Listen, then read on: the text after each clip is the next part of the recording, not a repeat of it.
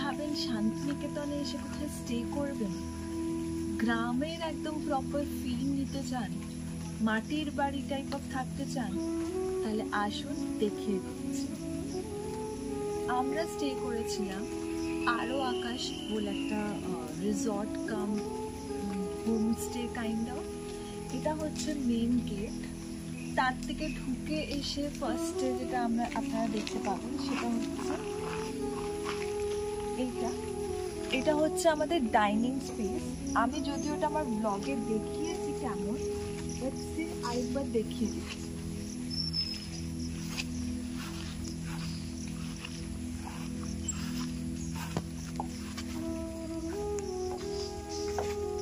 এটা হচ্ছে আমাদের ডাইনিং স্পেস। আমরা ব্রেকফাস্ট, লাঞ্চ, ডিনার সবকিছু এখানে খেয়েছি। একটা ফ্যান আছে, রাতের বেলা লাইট জ্বললে আরো সুন্দর লাগে দেখতে। আর এত এস্থেটিক্যালি বিউটিফুল, মানে এক একটা ডিটেলিংস আপনি দেখুন। এই মাছটা যদি আপনি দেখেন খুবই সুন্দর একটা জায়গা।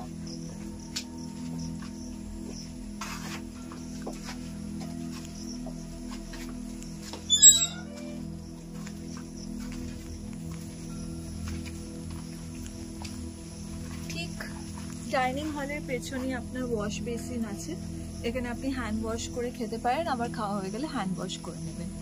ঠিক এইটার থেকে ভেতরে গিয়ে হচ্ছে এই দরজাটা থেকেই হচ্ছে আমাদের যে স্টেটা ছিল। এখানে একতলা দোতলা এরকম কটেজ আছে, আমরা দোতলা কটেজ নিয়েছিলাম, তো ওটাকে বলে হচ্ছে দোক্কা। তো এই প্রেমাইসিসের মধ্যে দুটো বাড়ি আছে, একটা দোক্কা একটা এক্কা। ফার্স্ট এরটাই হচ্ছে দোক্কা। চলুন দেখি না।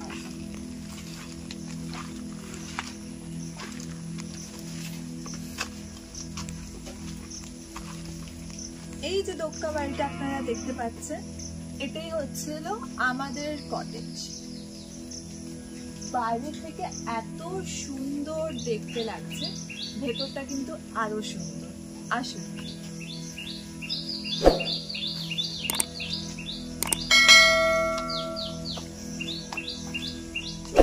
এই হচ্ছে দরজা দিয়ে ঢুকেই এখানে একটা ছোট্ট খোপ মতন আছে। এটা আসলে জুতো রাখার জায়গা।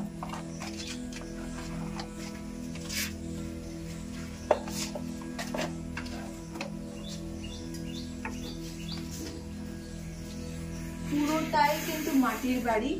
এখানে আপনাদের জলের জন্য জায়গা দিয়ে দিয়েছে, গ্লাসেস আছে। আচ্ছা, দেওয়ালে এক একটা সুন্দর কাজের ডিটেলিংস দেখুন। এক একটা যে খোপ করা আছে তার মধ্যেও যে শোপিস গুলো আছে খুবই সুন্দর। আয়না দেওয়া আছে। আচ্ছা, ফার্স্ট ফ্লোরে আপনাদের ফ্যান নেই, তাই ওরা স্ট্যান্ড ফ্যান দিয়ে দিচ্ছে। বেড সিস্টেম ওদের থাকে না। যদি আপনারা রিকোয়েস্ট করেন দোক্কা বাড়িতে, তাহলে ওরা ফার্স্ট ফ্লোরে একটা বেড অ্যাড করে দেবে। আমার যেরকম মায়ের নিচে শুতে মানা আছে, তাই জন্য আমরা বলতে ওরা অ্যাড করে দিয়েছে। এটা হচ্ছে সিঁড়ি ওপরে চলে যাওয়ার। তার আগে আমি নিচের ফ্লোরটা পুরো দেখিয়ে দিই। এটা হচ্ছে টি টেবিল। এখানে টি বানানোর সমস্ত সরঞ্জাম দেওয়া আছে, কাপ, চিনি, ওই বক্সটার মধ্যে টি ব্যাগ আর ইলেকট্রিক কেটল।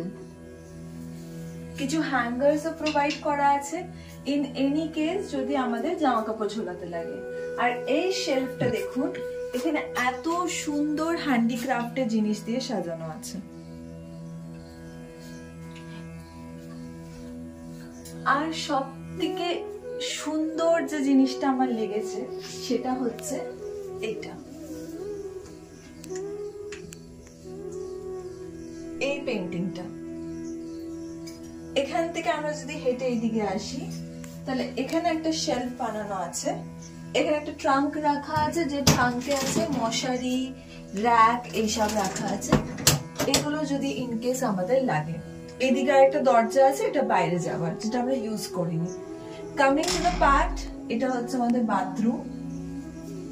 বাথরুমটাও এত সুন্দর। ঠিক দেখুন, এখান থেকে নেমে এক ধাপ নেমে গিয়ে আপনাদের স্নানের জায়গা। আরো সব থেকে বেস্ট পার্ট হচ্ছে এই টাইলস এর ডিজাইনিং। এটা আমার কোথাও দেখানি, এটা এত সুন্দর আমার লেগেছে, মানে খুবই সুন্দর। এই হলো আমাদের ফার্স্ট ফ্লোর। এবার চলে যাওয়া যাক ওপরে।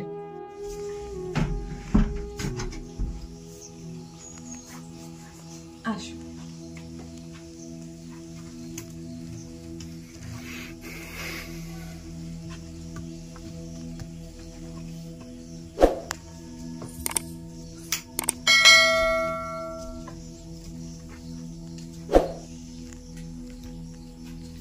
এটা হচ্ছে আমাদের ওপরের ফ্লোরটা।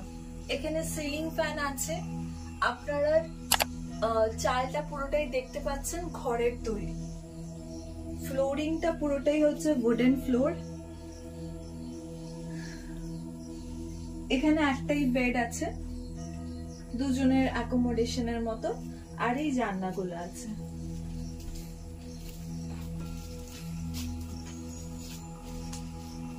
আর এই দেখুন কি সুন্দর কাজ করা। আর এইটার বেস্ট পার্ট কি জানেন? এই ল্যাম্প শেডস গুলো, এগুলো এত ভালো লেগেছে আমার, যেন মনে হচ্ছে এগুলো নিয়ে চলে যাই। এই ছিল বাড়ির ইনডোর। এবার আউটডোরেও আরো সুন্দর একটা বসার জায়গা আছে, দোলনা আছে, আরো একটা বসার জায়গা আছে, ওগুলো দেখে নেওয়া যাক।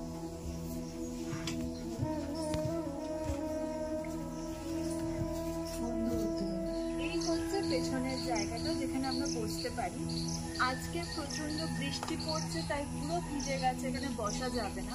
বাট বেস্ট পার্ট হচ্ছে যদি আপনারা শীতকালে আসেন তাহলে এখানে বসে আপনারা রোদ পোয়াতে পারবেন, বিকালের চা কি সকালের চা এনজয় করতে পারবেন উইথ দিস বিউটিফুল ভিউ। আশেপাশের ভিউটা দেখুন।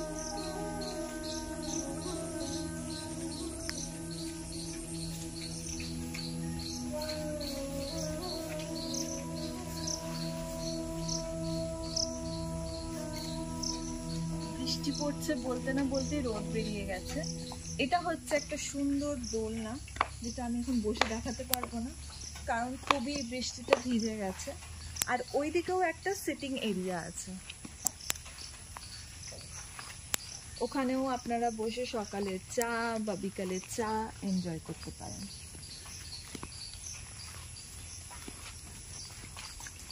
এই যে দেওয়ালগুলো দেখছেন, এখানেও দেখুন কি সুন্দর পেন্টিং, পেন্টিং নয় পুরো কাজ করা আছে।